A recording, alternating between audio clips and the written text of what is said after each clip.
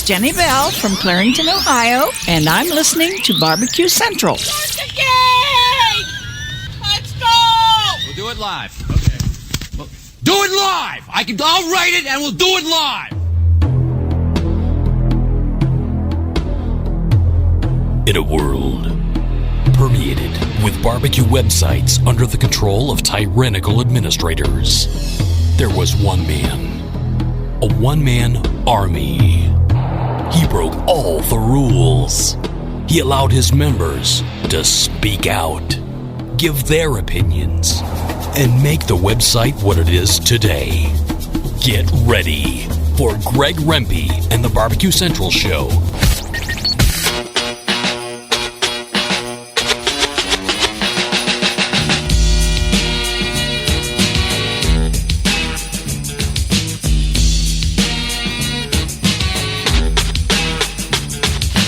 Live from Cleveland, Ohio, it's the Barbecue Central Show.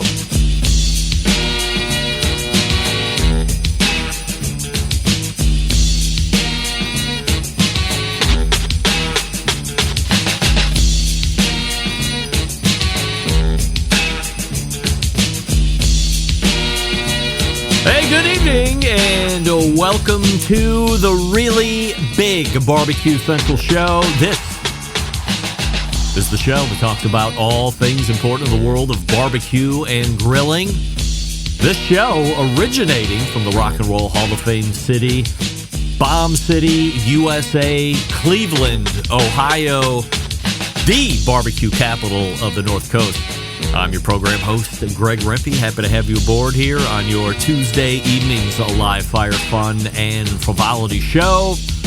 If you would like to get in contact with the show this evening, or you would like to follow the show during off-show hours, here's how you do all that. You can get in touch with the show by sending an email to Greg at bbqcentralshow.com. Follow us on all the social media channels at BBQ Central Show. And be sure to subscribe to the show podcast feed on your favorite podcast platform. Anything else you want to find out about the show can be found at the main website, thebbqcentralshow.com. And here's what's happening in case you get the newsletter coming up in about 12 minutes from now. You know him. You love him. It's me. We have some further housekeeping items that we need to get into. I have an email that you are not going to believe. There is now also social media hubbaloo, hubbadoo,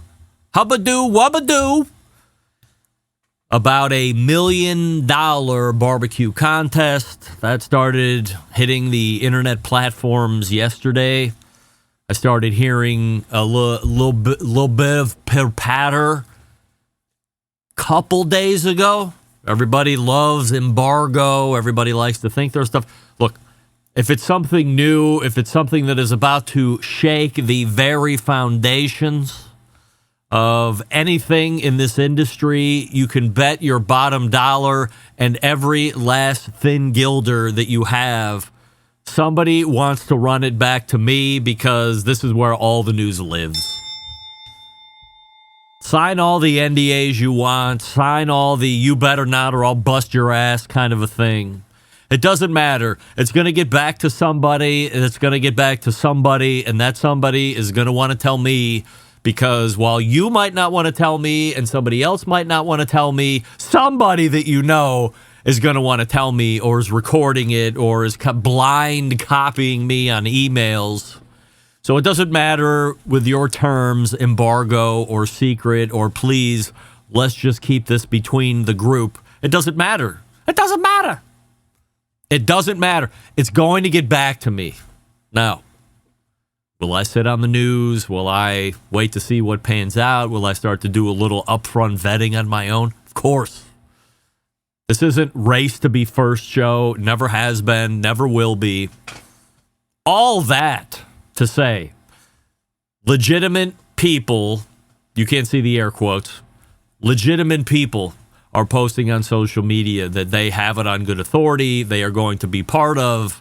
They are happy to promote a $1 million barbecue contest that will take place next year? No, it will take place in 2027 at Las Vegas, or should I say in Las Vegas. You will spend next year qualifying for it. There's very little information as far as how that's actually going to unfold and sanctioning bodies that is going to go across. The whole kit and caboodle is called Barbecue World Championship. There is a website, I think. Anybody got a website on that in the chat? There is an email address. Of course, I hit that email address up, and I am in the process of trying to land Scott from the Barbecue World Championship to come on the show over the next couple weeks and talk about exactly what we can be expecting over the course of a calendar year 2026 qualifying season, ultimately culminating into a $1 million barbecue event. Now, there have already been conflicting, contrasting stories. I've heard one person say this is a $1 million purse. I've also heard other people say that the winner, the GC of this event, will walk away with $1 million. Now, if it's the latter, that means there's more than $2 million in this bad boy. If it's the former, that means there's a total of $1 million that will pay across.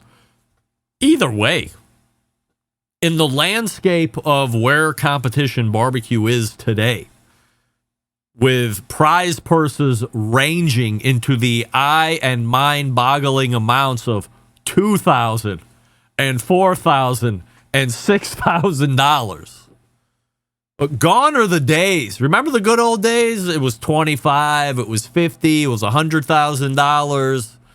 Everything seemed to be more than 10. We have rolled back to the pre-glory days of competition barbecue, where a prize purse, not a prize payout, but a prize purse is $4,000 or $5,000. So to hear the figure $1 million, whether that is prize purse $1 million or $1 million going to the grand champion, which means there's a bigger purse up and above $1 million paying out. Now, not to get too far off track here, I say if you're going to have it in Vegas, you do the brass balls payout, which is, if this is what it is, $1 million to the winner and everybody else go home. That is a life-changing event. Andrew, You are not. That's a life-changing event. You pile in all the contestants. Everybody's fevered, trying to put their best barbecue forward. Nobody knows how we're going to judge that, of course, at this point. And then, bang, one team out of however many people are there walk away with $1 million. I agree at that point. That is life-changing. Certainly, you're going to have to go and pay your 40% in tax, 50% in tax, whatever it is. But still, $500,000, nothing to sneeze at for one competition. And to everybody else going, yeah, but it costs money to get there, it costs money. Like, nobody knows exactly how much it's going to cost. Nobody knows how much you're going to be in. And isn't the trade-off worth it? Spend that money to potentially walk away grand champion in $1 million. Doesn't that offset getting $3,000 here or $500 here if you're 12th place chicken? If they even have chicken. I don't know any particulars about it. All I'm saying is, if we're going to shake the very foundations potentially in this direction this much, why not shake it all the way? Why not winner take all? You're in Las Vegas, bet on yourself, big payout, pull the handle, let the sevens fly. I don't even know if that's a gambling term. Is that thing? I know there's 7 in gambling. I don't know if that's good or bad.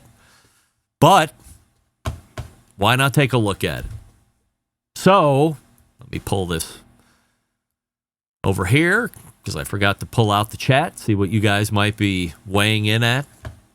Oh, by the way, there is a Would You Rather YouTube poll question of the week. I apologize. I get lost in the where we're going to start at tonight, right?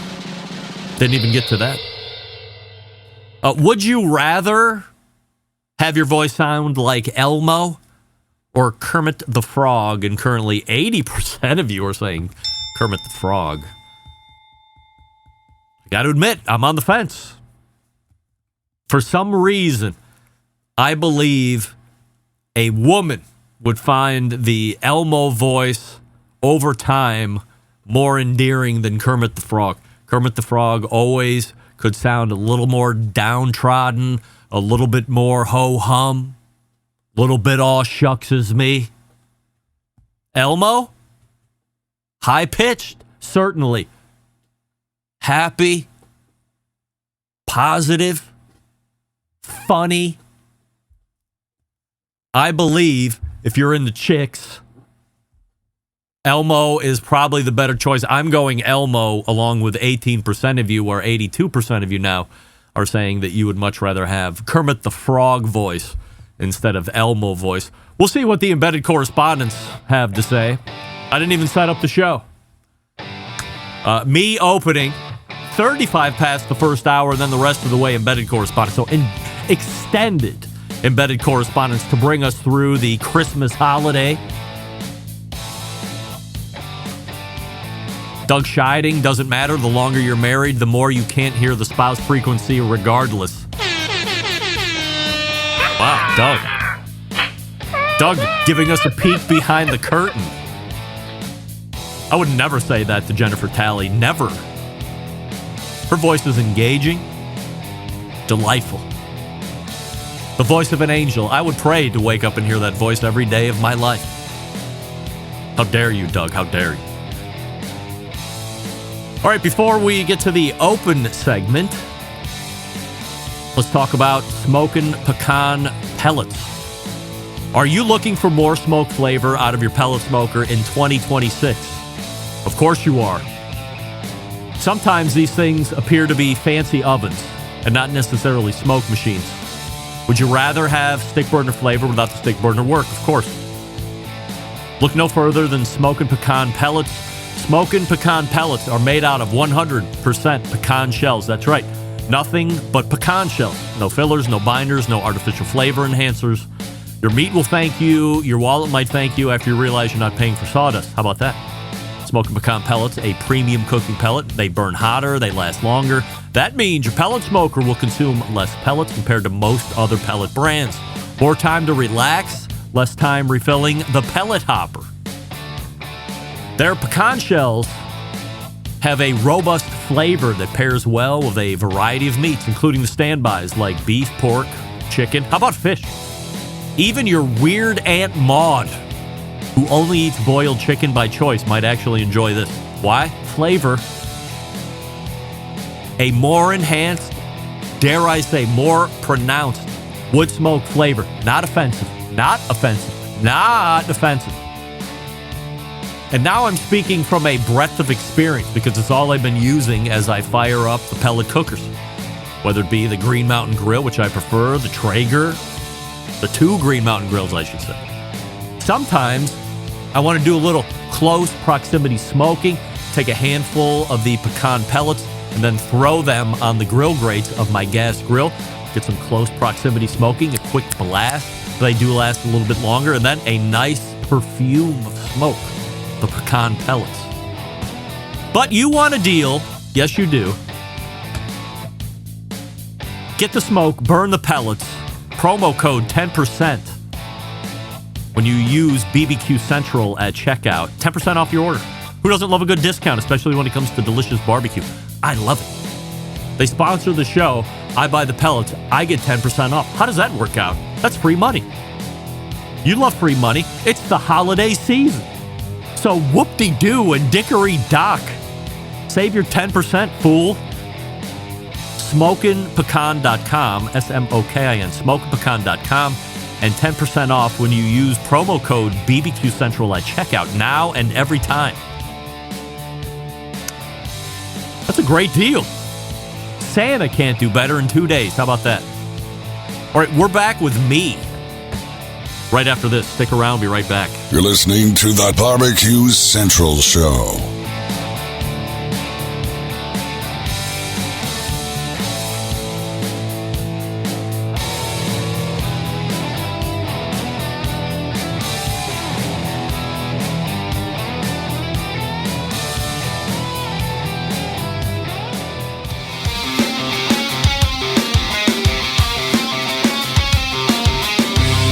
Broadcasting live from the Barbecue Central Show studios in Cleveland, Ohio. You're listening to the Barbecue Central Show. Once again, here's your host, Greg Rempe.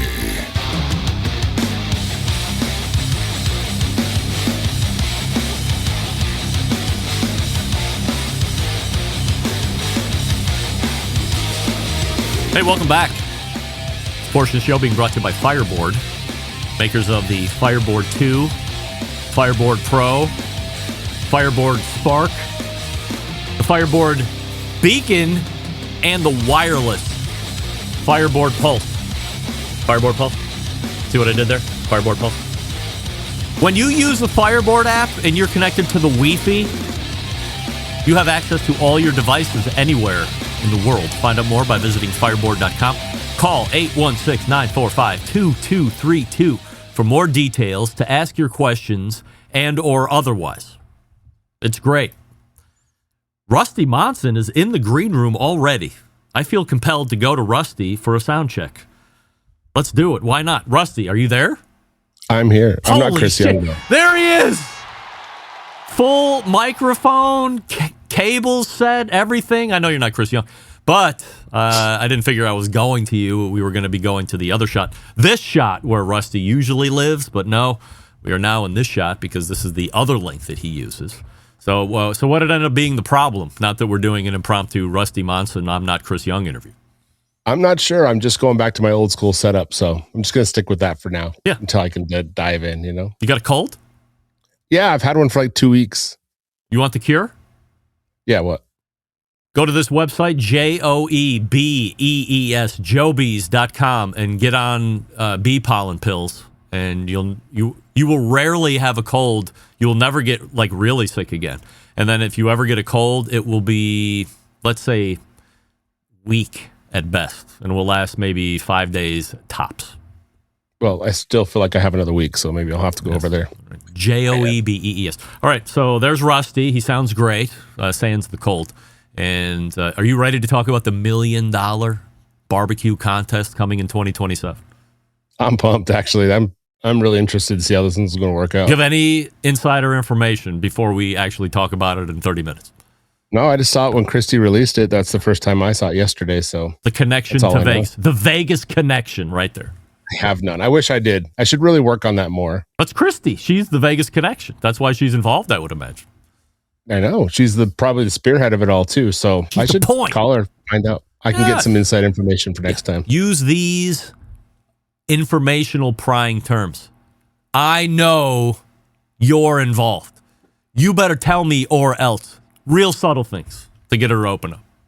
That sounds real subtle. I think that should work. Yeah. She wouldn't even know what I'm doing. It's like a Jedi mind trick. That's right. All right. 30 minutes from now, we'll see Rusty, all right? All right. Waiting for an answer, but no answer from us. All right. Well, glad Rusty's got his kinks worked out. I think last month he was on a gaming headset, and then the month before it was a nightmare. But he is back and better than ever for... Wait a second. Girls Can Grill is right here in the chat. How about that? Rusty, text her right now and use those key phrases that I just learned you on. See if you can get her to open up before anybody else. By the way, I got this through the instant chat. Winner take all would be awesome. Can you do it live for coverage? That brought in by Bob McClurg, 7316. Bob, you know what? I'm not going to say no at this point. I'm not going to say no. Me and travel, usually at odds. I got to be honest. But since the real championship, I don't know, since the main event isn't going to be till calendar year CY'27, there's ample opportunity to put travel plans together, to get private jet planes and plans made, to make sure that my room at the Encore Penthouse is reserved. At not at my cost, of course, but getting me out there, providing me with flawless internet connection to be able to broadcast live and direct from Sin City at the $1 Million Barbecue event. I'm all for it. Let's, in fact, put that together. Christy, we know you're in charge of this, right? We just found that out through Rusty, who said he found it on good authority that you are indeed the spearhead of all of this. So make sure that my jet is ready, get it on order, and then make sure that my win, not the Encore, the Encore, not the win. I prefer the Encore. I want to be a little further away. Make sure my penthouse is ready to go, fully staffed at all times. And only the best mineral waters, carbonated mineral waters with fresh limes, only the freshest limes. I can't deal with weak-ass limes in my mineral waters, sparkling mineral waters. Saratoga water, that's what I want. I want Saratoga water. Make sure that's happening. And I can never run out. There's got to be a limitless supply. I got to see it at all times. That's all I need, plus my per diem, of course. So I didn't get you all this information as I went long on what $1 million barbecue contest might look and feel like in the open. You can follow me socially, which you should, Instagram, Twitter, TikTok, Snapchat, and LinkedIn, all with the handle at BBQ Central Show. And I say follow me socially, but everybody, of course, knows that I'm the worst social media person, so follow at your own risk.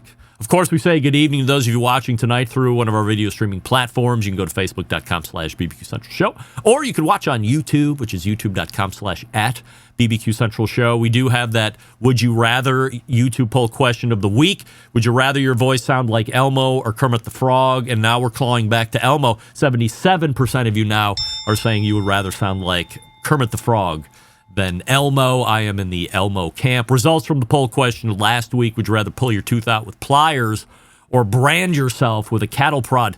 55% of you are saying you would rather burn. By the way, I was with you guys. I got this email a number of times over the week. I get it periodically. If it's more than 2 or 3, I will typically tend to address it on the following show. But I got this actually a number of times, so that means more than 3 times over the course of the week. It sounded something like this. Hey, Greg, was Daniel Vaughn in studio last week with you? And the answer still remains no. So I'm guessing the majority of you who wrote in, I'm discounting, there could be some dummies who watched it, knew we weren't in the same place, still decided to send the question. So I'm going to say the majority, again, not all, the majority of you are audio podcast listeners only. You have no idea if there's anybody in studio or not in studio. If there's anybody not in studio or in studio, especially if I'm not coming outright to say it each and every show, which I don't usually. I do typically go out of my way. There is an in-studio guest, but I don't necessarily re-reference that a number of times during the show like I used to. So I could see in this instance, if you're just an audio listener, you say, hey, Daniel, here's what I want to say very quickly on this. This makes me feel good. If you, as the audio listener, not the video listener, but you as the audio listener, assume that my guest that I am interviewing is in studio with me, I'm doing my job from an audible standpoint. There's no question. If you can't tell that this guy is in Dallas and I'm in Cleveland and we're not in the same space, I'm doing my job as sound engineer of the show. Not only as host, without question, but as sound engineer of the show, and as someone who said, you know what, 2 or 3 years ago, I am now going to demand that all guests have a USB microphone so they have the potential of sounding just as good as me. They're close to the microphone. We work on that during sound check. They're in as much of a treated room as they possibly can be. Bare walls are audio and sound wave foes. They slap and drive all over the place. They wreak havoc, a lot of echo. You can hear the room. So when you're close to the microphone, that cuts down on the size of the room if you have no way of protecting that. But we go through a whole lot of things during sound check. It might seem almost too much for the first-time guest until you hear the finished product. And if you are listening only through audio and you have to ask yourself, I wonder if that guy was actually in the studio or not. Probably never. Rarely. Not never. Probably never. But rarely do we have the in-studio guest. But if you can't tell from your ears, then again, I'm doing my job as the audio engineer of the show. The sound quality is top notch. They sound almost as good as me. That's what I'm striving for. That's what I am demanding, that every show across every media platform, however you get out, regular radio, satellite radio, live internet show like this, or only podcast, and especially you podcast people. You have time. You can send out a gear kit if you have to. You can tell those guests. I mean, the chances, if I'm asking you to be on my show as a guest, there's a pretty good chance somebody else is going to be after you. So why not invest in your sound? Buy the now $99 Samson Q2U. By the way, $30 markup on that. Tariffs. That thing used to be a $69 microphone all day of the week and twice on Sunday. Now $99.99, as double-checked on both Sweetwater and Amazon. Still a bargain. Still 2 ways to connect: USB through your computer, or if you have a mixer, you want to dick around with that, they have XLR in and outs on that as well. 2 ways to connect with that microphone. A deal at $99, and sounds incredible. Why would you not want to invest in that sound? So I'm asking everybody that has any kind of show, join the bar raising, join the sound standard that I have set, and reap the rewards. Maybe you don't hear it all the time, but maybe you get an email like this. This is thanks enough. This is praise enough that the sound quality is so good that you might actually think that the guest is in studio with me. Well, look here. It's my pal Terry in Kentucky. Terry. Dear Greg, taking in your recommendation on how to go to drinking only black coffee from a few weeks ago, and I have to say, that was some great info. I started drinking black coffee from a young age and never looked back, but for someone looking to go black now, this is a great way to do it. I told everyone at my Thanksgiving dinner about it. Not only do I learn about barbecue and grilling stuff on the Barbecue Central show, I learn other stuff on the show as well. Thanks, as always. Regards, Terry. Terry, thank you, pal. Not as judgmental as you usually are. Maybe you don't mean to be, and your words just sting. But glad you got some extra benefit outside of the normal live fire stuff. Now, last week on the show, I recapped you on the weekend trip in Chicago, which we're still abuzz about. Had a great time. Can't wait to go back next year. I told you about a dinner at Ocean Prime, which was actually in the second floor of our hotel we were at. We stayed at the London House, corner East Wacker in Michigan, right before you cross over to River North and the Miracle Mile. And I had a bit of teaching moment for the server that took care of us, who, again, went on and on about the $195, let's call it $200 tomahawk steak, only at the very end to say, about 10 ounces of the 35-ounce tomahawk is bone, and you can't eat that. Everybody kind of shot looks around the table like, why would we? I recommended that the server do a few things. Well. Email from John in Chicago. Greg, I've been a fan for the show for almost 4 years. As I mentioned to you, in Chicago, I am originally from Columbus, Ohio, and I moved to Chicago about 4 months ago, but found the show by web search when I was still in Ohio. Imagine my surprise to see you come into Ocean Prime for dinner a few weeks back, with your family, no less. I didn't say anything at the time, as I wanted to remain completely professional, but I am a fan. So exciting to see everyone at my table, especially exciting for me to show you how I do my thing as a server in what I feel is one of the better restaurants in Chicago. I'm not going to lie.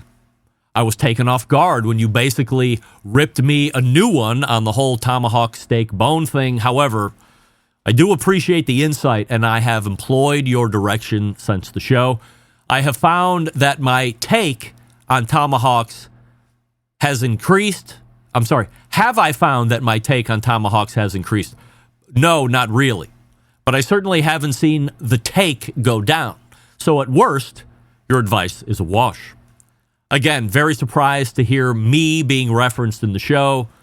No offense taken, just like I'm sure you won't be offended when I say that with the level of service I provided to you and your family at dinner the other week, and how good you said the meal and experience was, your tip was a little light, in my opinion. Just kidding about the just kidding part. Love the show. Regards, your official server of the Barbecue Central show, John in Chicago. What are the chances? Imagine me reading this email only a handful of hours ago. The guy didn't even lead on. Let's be honest. I don't consider to be myself anything even bordering on the word celebrity. H-list celebrity, L-list celebrity. Does L come after H? Okay, so I'm under no illusion. Nobody's coming to see me. Yeah, rarely. Only one time in years this past summer. Was it summer? I was leaving Cedar Point and had a fan of the show stop me in the parking lot. But if we would have been walking, like passing each other, it's not like we would have saw each other otherwise. He would have never known I was there. So I don't walk around assuming anybody knows me. I have a hard enough time making sure that my immediate family remembers me and who I am. This guy didn't lead on 1 second, didn't look at me, didn't hold eye contact 3 seconds longer than he should have. Nothing that alerted me to something's off or this guy's hovering. Does he know me? Do I know him? Should I? Nothing like that. Went about his business, did the whole spiel about the tomahawk steak, killed a tomahawk steak order right in front of me by talking about how much bone was actually a part of it, how you could do nothing with it, and it still cost $200. Kissed that $40 tip goodbye, as I told you about last week. And then, 2 weeks later, I'm reading an email that the guy that waited on us, my server, John, in Chicago, fan of the show. John in Chicago at Ocean Prime. I would like to say this. While I can neither prove or disprove the comment in the end, and believe me, as somebody who lives and breathes in sarcasm, much like people breathe oxygen to live, I don't think that was very nice of you to say, number one. And your tip reflected the opposite of what you're talking about, me tipping light. I don't buy that. It is my firm belief, if you provide exceptional service, you get no less, my friend, than 13% on that bill. 13%. And you got to be working. You have shown me exceptional service if you are at 13% with me. So consider yourself lucky. Is that light? I don't know. Anyway, John, I wish you would have said something, in all honesty. Next time I see you, if you're still there, maybe Chicago runs you out of town and back to C-Bus inside of 4 months. But if you're there in a year from now, I hope to see you because we are definitely going back to Ocean Prime. Also, email from Heath Bennett, the creator of the brand new Get in the Smoke Barbecue Central Show theme song. Hello, Greg. I just wanted to take a moment to wish you Merry Christmas. Happy New Year to you, your family, and all the Centralites. Regarding the music rights, it can be a little bit complicated, as I understand it. The lyrics are fully owned by me and, by extension, usable by you. They're entirely my original work, created through my own research and writing process. Suno does not claim ownership of the lyrics. The music itself, though, is a different matter. Suno owns the underlying composition. However, as a paying member, I'm granted full usage rights, including monetization. That's why many Suno users are able to upload their songs to platforms like Spotify and YouTube Music and earn revenue once they reach certain thresholds. Again, I wish you and everyone at Barbecue Central a Merry Christmas, and I hope the coming year is one of your best yet. Regards, Heath Bennett. Heath! Well, as trademark lawyer to the barbecue stars, and by stars I mean Doug and me, mostly, She passed on coming on because she said it was murky at best. You have basically confirmed it can be a bit complicated. Here's what I learned. I can't trademark it. I'm going to make no money off it, so I'm disinterested. I got to be honest. Heath, being a great fan of the show, I expect you to sign everything over to me so I can make money. I'm like, it's my show, dude. Hey, the Embedded Correspondents are in for an extended version of the Embedded Correspondence segment. Before we get to him, or them, let's talk about ceramic cookers. We love ceramic cookers. What are the best ceramic cookers? Primo, you know it. Why? Oval, yes. Why do we love oval cookers? Because you can execute a two-zone setup. Two-zone setups appear to be very important to both the cook alike and then anybody who is currently evaluating or critiquing grills. Can they provide a two-zone setup? How easy is it? How manageable is it? Is it really two zones? These all play in the favor or disfavor of a rating from a reputable website on, let's say, a cookoutnews.com or a amazingribs.com or anybody else that's reputable that would evaluate grills. Always looking to see, is this thing a two-zone setup capable device? Great news. The Primo cooker is, and it's ceramic. So even in the harshest cold winters that we are experiencing, although right now it's about 48 degrees in the Rock and Roll Hall of Fame city.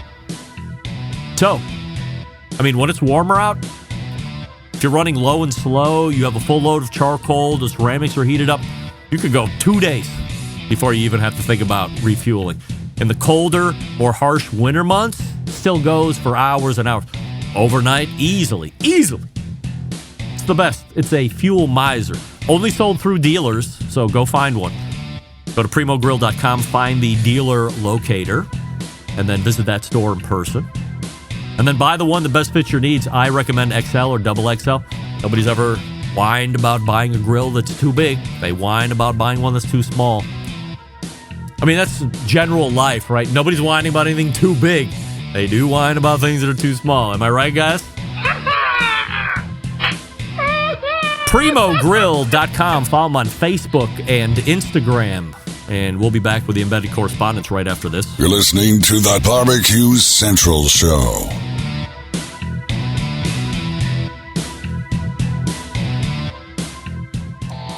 Howard Stern, Jim Rome, Dan Patrick, and Greg Rempe. The Mountain Rushmore of talk show entertainment. Now, let's get back to the Barbecue Central Show.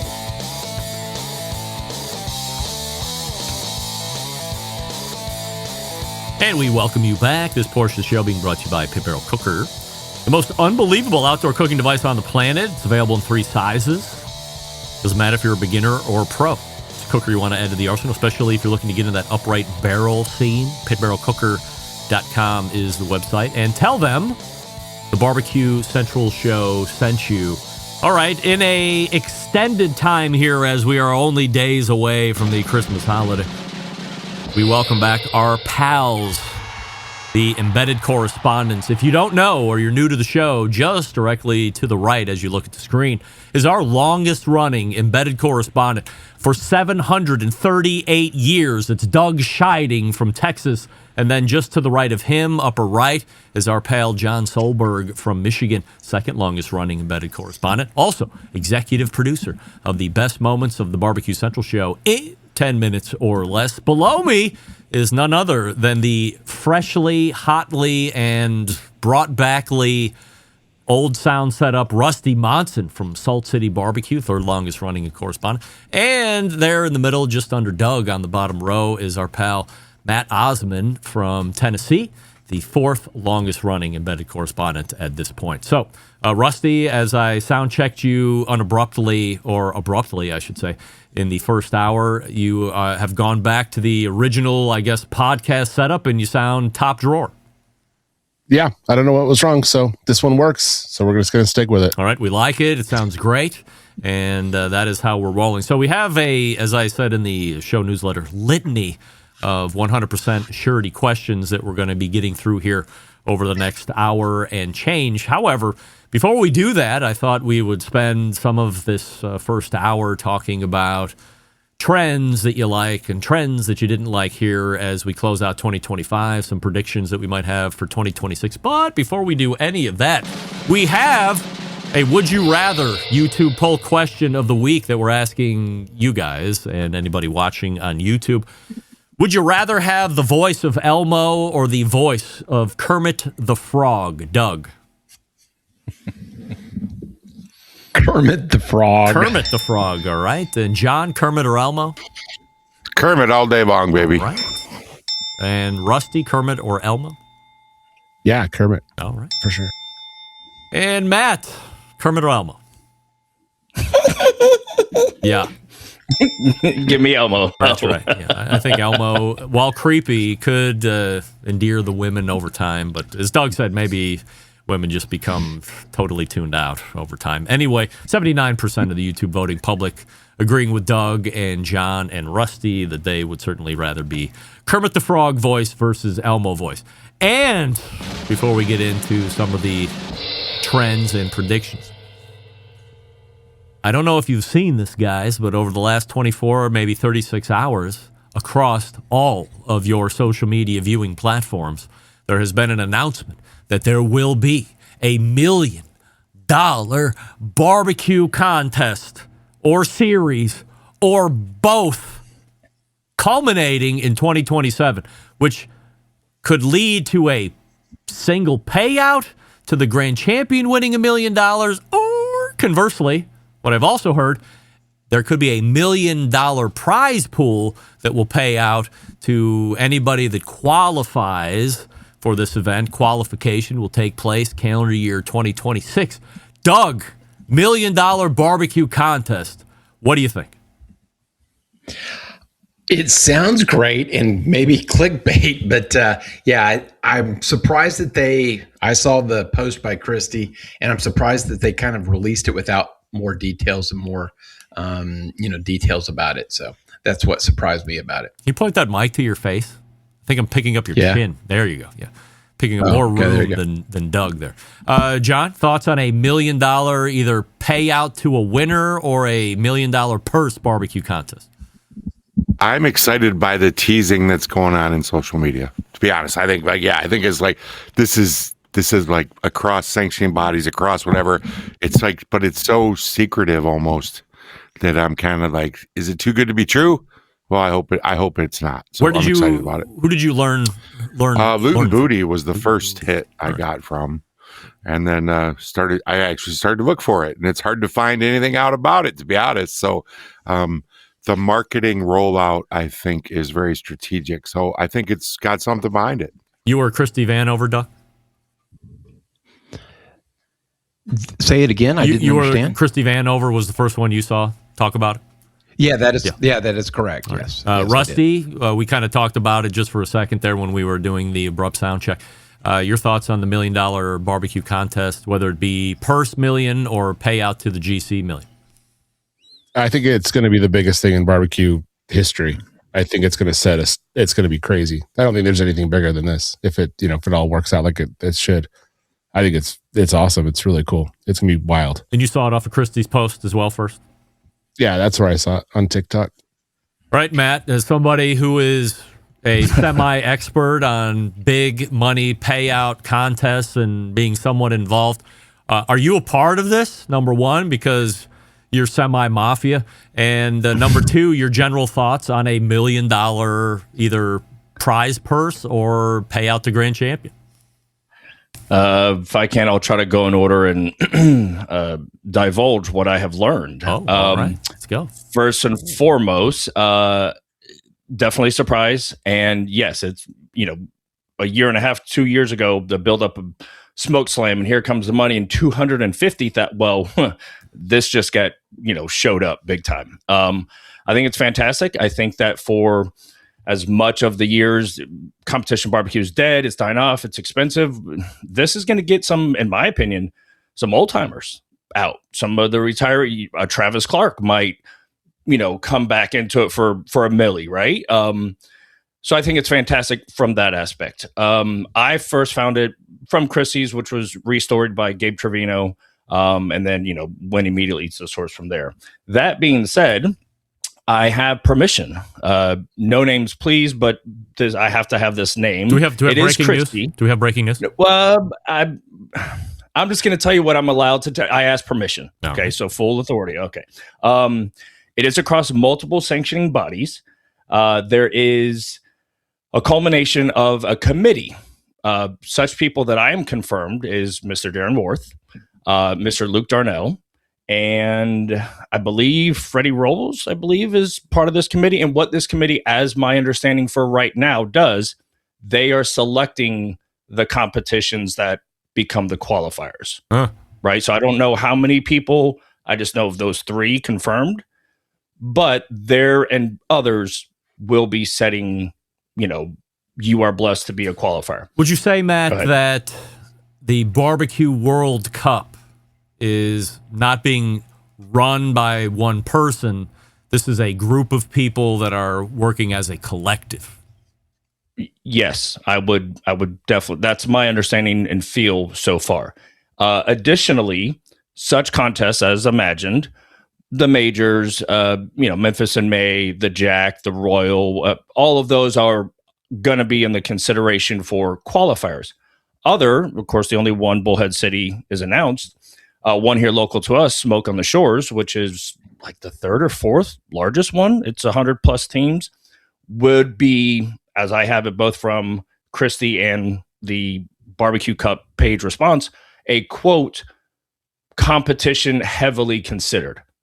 So a larger size, something like that is, well, because I'm cooking it in March and I was like, hey, is that one going to be a qualifier? Anyway, additionally, it is across sanctioning bodies, and approximately 30 to 50 competitions will be considered throughout the season.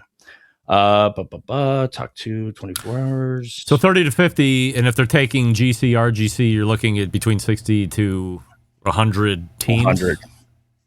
Correct.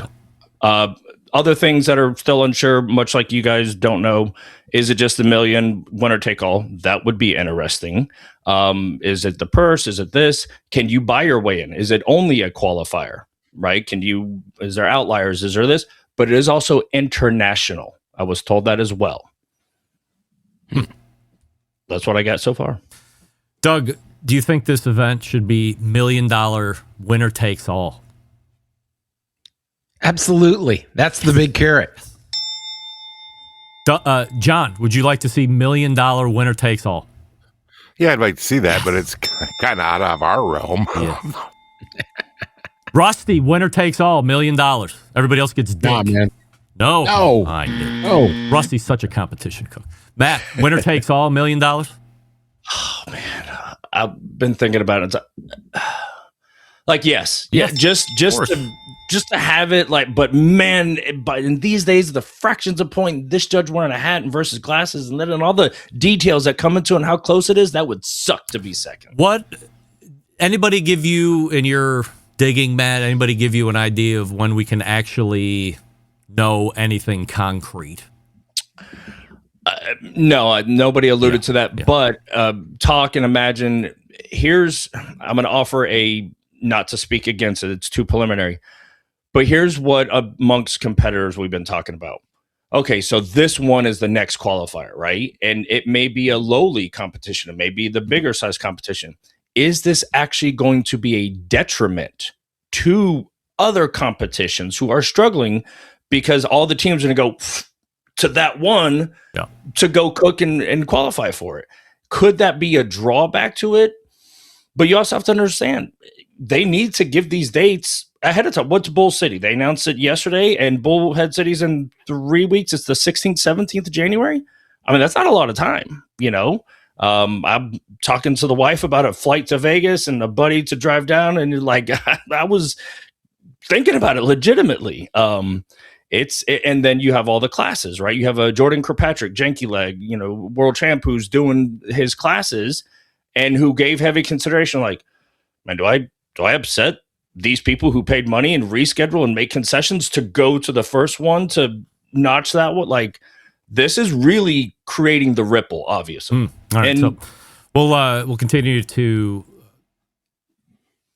I should have an interview, hopefully within the first week or two of January, with some guy named Scott over at Barbecue World Cup, who I've been going back and forth with, and then of course we'll try and nail down a lot. Hopefully within the next couple of weeks, we'll see a little bit more concrete stuff, either on a website or through additional social media postings. But look, I mean, to be honest, I'm not a huge fan of people just jumping on and getting everybody excited and not having anything concrete behind it for people to go look at.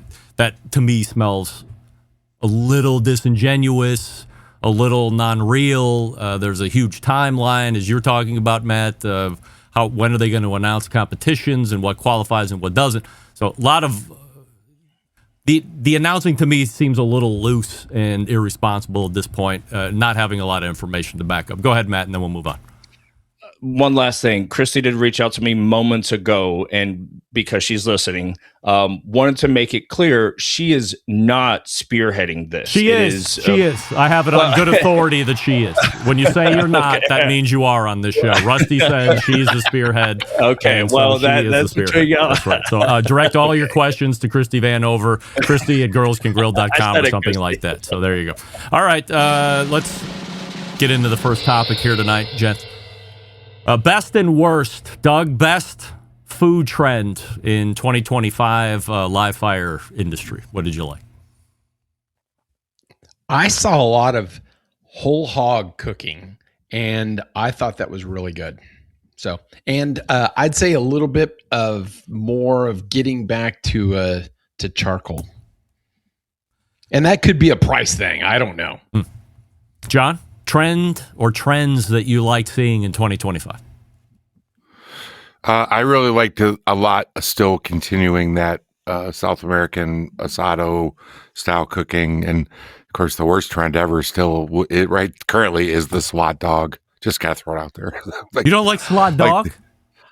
No. Fuck that SWAT dog. Like everybody's doing something. There's a whole squad of SWAT dog posse. We're the SWAT dog crew. They're like, oh my God, how many ways can you cut up a fucking hot dog and grill it? I love hot dogs, but the SWAT dog is the worst trend on the planet. And they have captured the most simple-minded motherfuckers to pitch that bitch on the planet. John takes a month off. He is on fire. Dope. Flame on. And there's a combination between a SWAT dog and a Blackstone that is setting the world on fire. There is? Oh, yeah, man. It's like you got a SWAT dog, you got a Blackstone. You are making content. And just to be clear, you're not talking about guys that are slotting their own dogs. You're talking about the apparatus slot dog that you hate? Apparatus. Yeah. The apparatus, yeah. And that is, but it is a big trend, so I could be wrong. Jealousy over slot dog, John?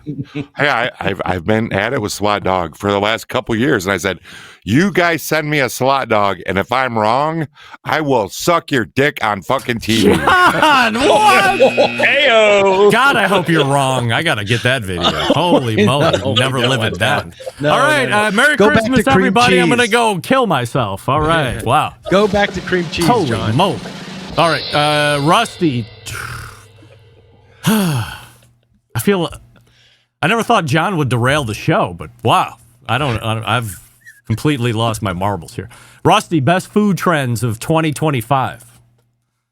Well, first of all, two things. One, I think I just found out how they paid the $1 million if John releases that video. And two,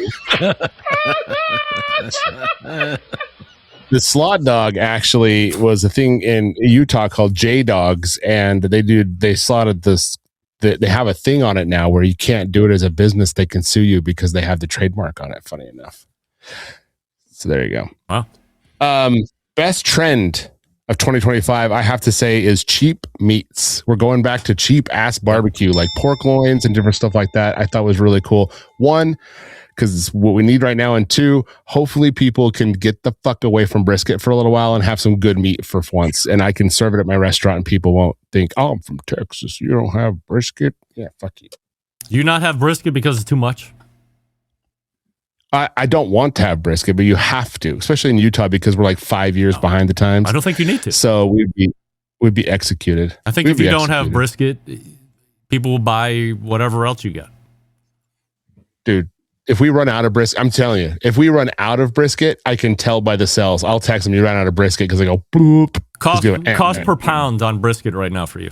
Like, what are you selling per so pound? Right now, I got a pretty good deal on some Brawley primes out of California that I've been using for the past few months, and it's $6.89 per pound. But you have to, of course, everyone here probably knows that once you trim that, you cook that $6 is now $13 something a pound. So $13 something a pound. That's what you're retailing it for? No, I charge $32 a pound, which is not high enough. I should be charging about $47 to make cost on that. Really? No joke. Yeah. $47. Will people pay that? I don't know. I mean, I've actually considered taking all my prices way down, because what happens is, since the price of brisket's so high, we make our own sausages and stuff, and we raise those prices high enough to counter that. I was thinking about just putting everything down to real prices, have some really cheap meats, and just throw that dude up at 30% at $42 and just say that's what it is. Yeah. And like, how many briskets would you be cooking for a service? I'd probably go down for like half of a brisket. Yeah, but like, are you normally cooking 15 for dinner on Tuesdays, or 20 or what? Yeah, in the summertime, especially when it's really busy, we're doing the truck, we're doing about that. Well, I'd probably, if we were to do it at $42, we'd probably do 2 or 3 a day. No joke. Yeah. That's just a guesstimation, but I would assume. Yeah, I would do that. I think Daniel Vaughn was trying to champion a little bit of that, like cook less briskets, charge more, and then if people are going to pay the golden goose, you're making your money, but people are still in the shop at the same time. They're going to buy other stuff. Yeah, and that's where we're playing around with like pork belly burn ends. I actually want to bring in pork tenderloins. I want to really focus on other things that are really good, and hopefully people will forget. That's kind of my goal right now, so I'll feel comfortable cutting the brisket out. Yeah. Matt, trends of 2025 that you liked? The obvious one that everybody saw, a bigger explosion of open fire, right? I think that is very well cemented now as part of it. I personally, maybe just hit my algo, I saw more poultry, and not just turkeys, but, other type, almost wild game pheasant type. So I thought there was a poultry trend from Jan 1 to now that I was a big fan of.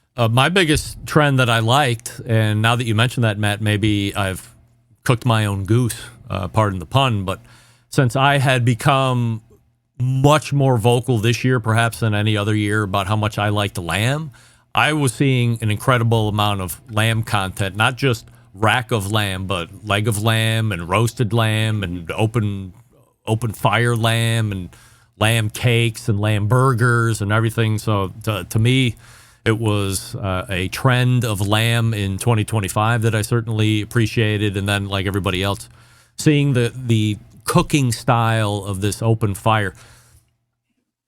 And I'm not going to say legitimize this whole thing, but certainly something that is going to throw more steam, more fire behind it, is the fact that this is going to be a competition that's held in Memphis in May this coming year. Memphis in May, not known for breaking any of their traditions or the ways they cook or competitions that they run. So to add a completely different cooking style at Memphis in May this year, they can't win Memphis in May, but maybe at some point down the road, if it's something that makes sense to keep on there. I mean, Doug, could you see a point in time where the live fire portion of this Memphis in May, you could have 4 people standing on the stage for a potential overall world grand champion? I think absolutely yes. John, could you see that happening? Yes, and I'm going to say it's going to happen. It's just going to take a little bit of time, but not long. Rusty, you see that happening? Yeah, for sure. Once people wake up to how good it is. All right, Matt? Yes, with one caveat that they open it to anybody. I believe this first year is capped at 15 teams, so they're going to have to equal that up. But yeah, I mean, bring it on.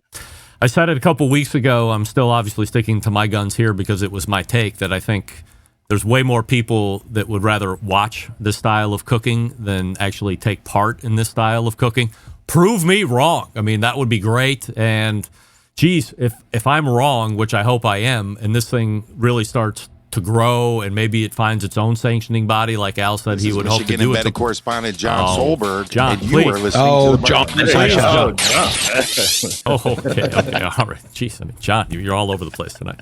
So I would love to see it get momentum and take that into a whole step. But if it does, let me please beg to the future judges. Let creativity, let openness, let nonconformity be the rule of the day and reward that. The thing that I both loved about SCA in the beginning was it was all takers and all grills and all kinds and all cuts and all that. And quickly it became the KCBS of the steak cooking world. It had to be this grill. It had to be grill marks. It had to be using grill grates. It had to be tying the ribeye in a circle puck. And if you were cooking outside the box, you were not rewarded all of a sudden. You were deducted in points. So to the future potential live fire judges out there or open fire judges, always reward creativity. Always reward getting outside the box. Do not punish. Do not make it a box that you need to operate in. Doug, you have something to add? Yeah, I was going to say, even 15, I don't recall how many people are cooking whole hog, but you really don't have that many people cooking whole hog. Yeah. So I think 15 is pretty darn close to the number of teams that cook at Memphis in May, a whole hog. All right, so we told you what we liked in 2025. Doug, what you didn't like social media trend-wise in 2025? Well, as the person that, I think you said it with, DV last week, as the person that owns Just Don't Squeeze Your Meat and Don't Squeeze the Meat.com, don't squeeze your freaking meat. John, I love John's post. I think it was on Instagram where John took the cream cheese in the cast iron pan and threw it into the trash can. That was great, and I'm surprised he's gone on to the slot dog. But I'm gonna say I do not like this recent trend of pulled ham. I don't like ham to begin with, so let alone a freaking pulled ham. Wow, I know, beat me. John, what didn't you like? By the way, Doug, John throwing out the smoked cream cheese, that was a retread. He did that like 2 years ago. Oh, okay. I loved it then. I loved it again. Hey, sorry I combined the two in the beginning of the likes and the dislikes. I thought that we were doing the double. So I pretty much consume my time on the dislikes, and I'm going to hold with that and yield. Right. John is not sucking any more D for Slot the dog. dislikes, which is great. Rusty, what didn't you like in 2026? I don't know. I like everything. So I think everything's pretty cool. I like it all. I don't have any problems with it. And ham is really good, Doug. I really liked it better when your chin was talking. But I think for me, if I had to pick one in a vacuum, it would have to be like the rise of smoked vegetables and vegan barbecue, which is funny because I just said affordable food, and then that's probably the most affordable as it gets. But in a vacuum, I don't even mind that because I actually like smoked cauliflower. But man, it's just a lot in my feeds anyway. It's just, I'm like, all right, cool. All right. Matt, what didn't you like food trend wise? Which, by the way, if you don't like pulled ham, you're going to hate shaved bologna. But I did not like all the credit I did not get for the Weber Ranch making a comeback. I was unappreciative that people were naysaying that it's finally back. I'll tell you what I didn't like for the overall year. I didn't like how many people continued to come to market with new rubs, new this, new etc. I thought if you were just breaking into the space, you had minimal followers or you were on this one thing and then boom, you came out with your, obviously it was queued up before, but I was like, really? Like not for nothing, but it's got to be saturated by now, doesn't it? If you don't have something from before, if you're still a newcomer and you don't have a legacy and you're coming out with it, how many different type of salts or peppers or garlics and grains? And I get the combination, but pump the brakes, guys. Stick to, smoking guns and, Doug's Cimarron dust. docks. Yeah. All Simmer right. on docked. Yes. Here we go. I can't believe nobody said this. The worst food trend, not only in 2026, but perhaps ever in the history of food trends. Milk-soaked prime rib. Fuck you. How about that? Fuck you. Taking your prime rib and soaking it in milk? What are you doing, jackass? You spent $800 on your prime or Wagyu rib roast only to stick it in a 2 gallons worth of milk. It was a reverse milk cow thing that I don't think so. Who was doing that? Oh, that was Malcolm Reed's Swine buddy. Life. Yeah, Swine Life. Mark Williams. That's right. Rusty, are you milk soaking rib roasts? I don't even know what the hell that is, but it's I would have You to haven't agree. seen that? Sounds really crazy. It's almost as bad as putting mayo on brisket, you know? It's almost as bad. I think mayo and brisket is. I don't even think you can compare the two. Mayo and brisket yields the best brisket ever. Wow, John, would you milk soak a rib roast? Hell no. No. The milk could be right next to the slot dog cutter. Yeah, it's crazy. Doug, would you milk soak a rib roast? No, I don't drink milk, and I would definitely not. Right, of course. No drinking milk and no eating hot dogs. That's all right. Let me do this. We're going to take a quick break here. I'm going to transition into the second hour, even though we're already there. Let me do these two things. What did I do? Yeah. All right, here we go. And then we'll get back on the clock and we'll do a quick prediction of 2026. Then we'll get into the Embedded Correspondent 100% Assurity Statements, which is what I probably should have said before. By the way, on the phone with none other than Sterling Big Papa Ball himself hours ago. Showed me a video of him with the help of a walker, but still doing it, walking. God bless, Sterling. God bless. You said you were going to do it. You are so close. So proud. And thankful to call you friends. And this holiday season, light up the holidays with Big Papa Smokers. From the award-winning barbecue gift bundles, the game-changing Green Mountain Grill and Mac Pellet Grills, and the legendary Big Papa Drum Smoker. They've got the perfect gifts to fire up every backyard. And right now, get $10 off your next order of $50 or more when you use the code REMPE at checkout, REMPE+. For a limited time, every order comes with a free bottle of Big Papa's Cucaracha. Little heat to spice up your holiday cheer. Visit BigPapaSmoker.com and light up the holiday with bold flavors, legendary gear, and gifts that smoke the competition. Once again, that's BigPapaSmokers.com and REMPE at checkout to save $10 off your next order of $50 or more. Offer is valid now through December 31st, so you got 8 days to take part in your $10 off your next order of $50 or more. REMPE at checkout, REMPE. Visit BigPapaSmokers.com. We are back to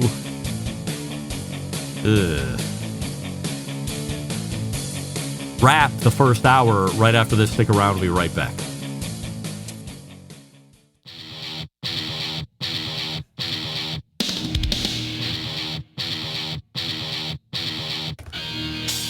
Okay. Evidently, I deleted out too many beds there, but that's all right. This is where I wanted to be anyway.